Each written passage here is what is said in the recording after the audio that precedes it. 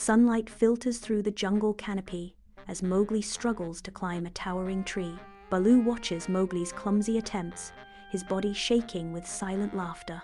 Bagheera observes from the shadows, his presence a mere whisper amid the dense foliage. Baloo's booming voice echoes through the jungle.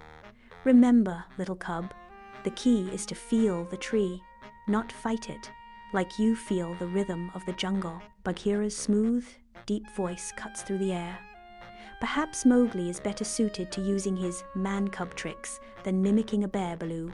Mowgli, undeterred, continues his ascent, a look of determination etched on his face. In the dimly lit wolf den, shadows dance ominously, reflecting the growing unrest. A palpable tension fills the den as Rana and the younger wolves challenge Akela's reign. Shere Khan's unseen influence looms, manipulating the pack's descent. Mowgli, Baloo, and Bagheera watch from the shadows, suspicion clouding their faces. Rana's voice cuts through the tension. "Akela is old. He can no longer protect us. We need a stronger leader." Mowgli, sensing a deeper treachery, whispers, "Something isn't right. Rana wouldn't speak to Akela this way." At the edge of a deep ravine, Mowgli faces Rana and the younger wolves, his expression earnest. Mowgli pleads, "Shere Khan is using you. He wants to divide us." Rana and the younger wolves stand firm, their eyes fixed on Mowgli with distrust. Rana retorts sharply, "We don't need your human tricks, Mowgli. We're wolves." Unseen, Shere Khan watches from a distant ridge, a sinister grin spreading across his face. His presence casts a long shadow over the confrontation, a silent promise of impending doom. Sunlight filters through the jungle canopy, illuminating a clearing where young Mowgli struggles to ascend a towering tree. Baloo, with playful encouragement, demonstrates a climbing technique, his booming laughter echoing through the trees. Bagheera watches from a distance, a subtle smile hinting at his approval of Mowgli's progress. A monkey suddenly cries out, "Old stones! Whispers of the lost ones." Mowgli's curiosity is piqued by the monkey's mysterious words. At the threshold of a forgotten city, Mowgli, Baloo, and Bagheera halt before an entrance veiled by nature and time. The air grows heavy, resonating with the echoes of a glorious past and the shadows of lurking perils. A subtle shift in the atmosphere heralds the arrival of Shere Khan, his voice dripping with deceptive encouragement. "Go on, man-cub. What wonders await you?" His words hang in the air, a chilling invitation to step into the unknown heart of the forgotten city. In the heart of a forgotten city, Mowgli treads carefully through a booby-trapped corridor where shafts of sunlight pierce the gloom. Bagheera's senses sharpen, averting disaster, as Mowgli narrowly avoids a hidden pitfall. Baloo crashes onward, setting off a cascade of falling rocks as the city awakens to repel the intruders. Mowgli halts, struck by a profound realization.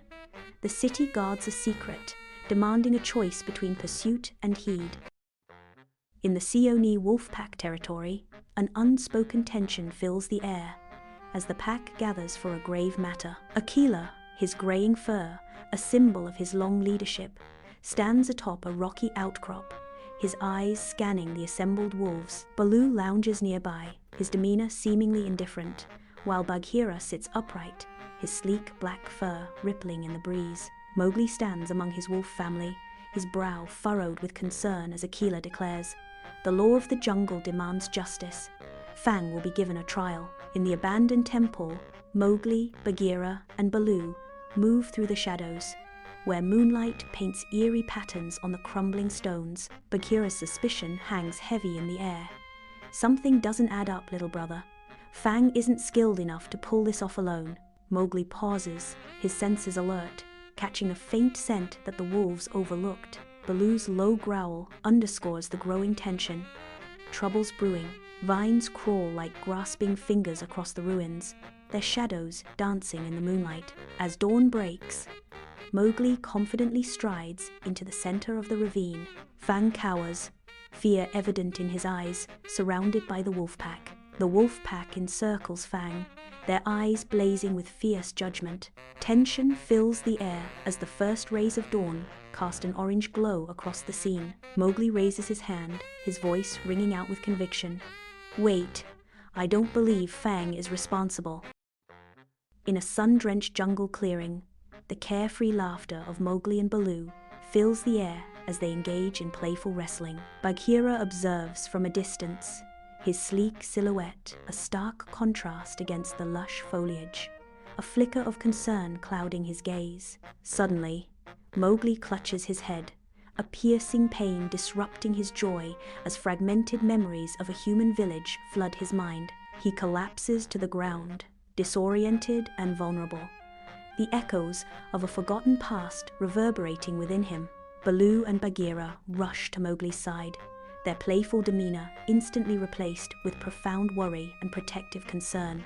Amidst the ancient ruins, Shere Khan moves with lethal grace, his eyes reflecting a predatory intelligence. He halts before a weathered stone tablet, its crude etching hinting at Mowgli's mysterious origins. Tabaki trembles, his voice barely a whisper. The tablet, master. It speaks of power, of Mowgli's past. Shere Khan's voice cuts through the silence. The man-cub's weakness lies not in his strength, but in what he doesn't know. In the heart of the jungle night, Mowgli sits alone, haunted by a sketch of a life unknown. Bagheera emerges from the shadows, his presence a silent warning in the stillness. Bagheera's voice cuts through the quiet, laced with dread. I overheard Shere Khan.